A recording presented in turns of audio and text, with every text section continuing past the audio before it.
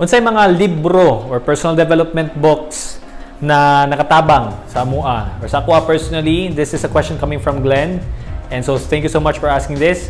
Now I'm going to share like 7 major books that helped me in my personal life and in my life in general. No, it's not really just personal.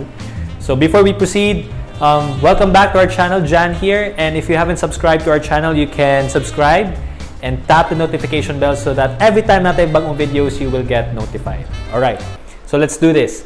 7 books that I would really recommend, and kaning 7 books, tulo lang ka book ang author ani. Number 1, Rich Dad, Poor Dad. Siguro, kabalo na mo tanan unsa ning Rich Dad, Poor Dad. No? It's one of the most powerful books that anyone can ever read. I myself have read it siguro more than 50 times na siguro, no?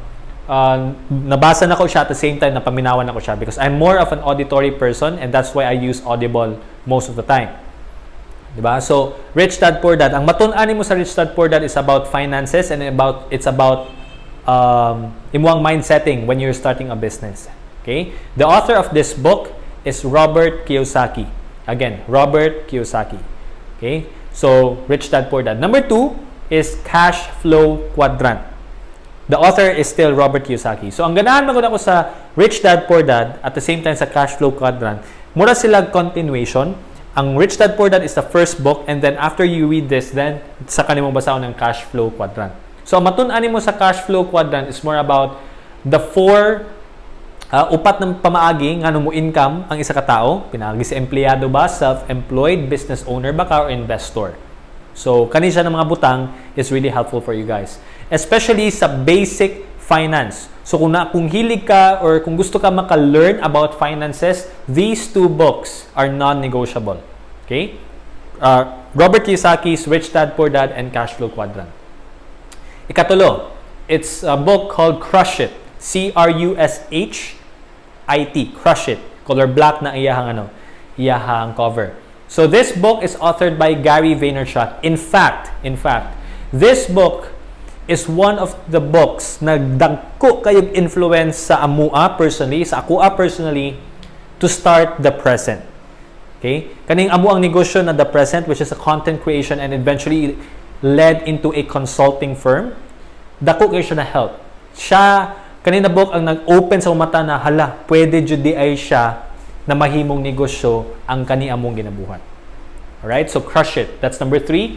Number 4 is Ask Gary V. The book. And in Ask Gary V na book, I'm a huge fan of Gary Vaynerchuk, and you can follow him actually. You can subscribe him sa YouTube. Pwede po mo follow siya sa Facebook, naapod siya sa Twitter, naapod siya sa Instagram. It's really helpful, guys. Like, he's going to tell you things that you don't want to hear, but it will force you to move. Alright? That's mo na yung impact sa kwa. So, sa Ask Gary V na book, ang concept na is lain-lain ng mga questions about social media, about business, about tech, about him, about, you know, anything that's happening to the world, and then he will answer it as to how, based on his experience as well. So, moto siyang ikaupat. Ikalima is Crushing It, a continuation of Crush It. Okay? So, this is author gyapon si Gary Vaynerchuk, and dili mo makita ang stories, mga success stories from different people who applied the things that he shared during sa iyang first book na Crush It. So, Crush It, Ask Gary V, at the same time, Crushing It. Last 2 books. Number 6 is Simon Sinek's Start With Why. So, importante kayo ning start with why, especially if you're going to start your own business or for the sole purpose of why you are living on this earth. Right? Because masabtan nimo ngano unsay tumong, unsay reason why ngano ka na sa kalibutan. At the same time, how are you going to start a business that's going to be your platform to help other people? Because ako manggod, personal standpoint na nako ni, lami manggod ang feeling na makatabang ka. Lami pod ang feeling na you are able to inspire a person, maabot sa point na siguro mawala ta sa kalibutan, naaga po yung mga tao na na-inspire sa imuha because of what you did. This is the impact of mga successful people sa tuwa. Like Steve Jobs. Steve Jobs is already like not with us. Diba? Physically, like wala jud siya. Nana siya sa langit. Okay? But ang iyahang company, ang iyahang mga beliefs, ang iyahang mga values, napasa gyapon niya sa mata, napasa niya sa tua, and mo na siya impact sa tua pod. Nagets niyo ni siya? So Start With Why is a very good book for it. That's by Simon Sinek. And the last book that I would share na ako ma-recommend po no is kaning ginatawag to Leaders Eat Last. I like leadership. Ang author gyapon nani kay si Simon Sinek gyapon.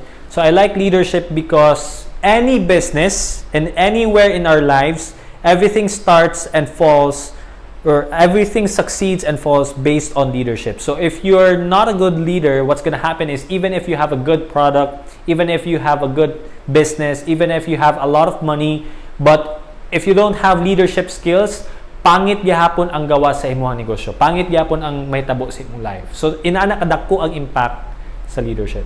So we are gonna learn a lot from it based on that book, Leaders Eat Last. Okay? So summary, 7 books. Number 1 is Rich Dad Poor Dad. Number 2 is Cash Flow Quadrant. Both of these books are authored by Robert Kiyosaki. Number 3 is Crush It. Number 4 is Ask Gary V. Number 5 is Crushing It. These 3 books are authored by Gary Vaynerchuk. So 5 na to tanan. Number 6 is Start With Why. And number 7 is Leaders Eat Last, authored by Simon Sinek. So you can also follow them on other platforms like YouTube, Facebook, Instagram, and Twitter. Okay? So Glen, hopefully nakatabang ni siya na video. You can download it. You can buy it from National Bookstore o sa ng mga lugar diyan ng mga nagablig libro. Dako kay siya help sa mua. So, question of the day, what are other books that have helped you in becoming the person who you are today? Let us know in the comment section.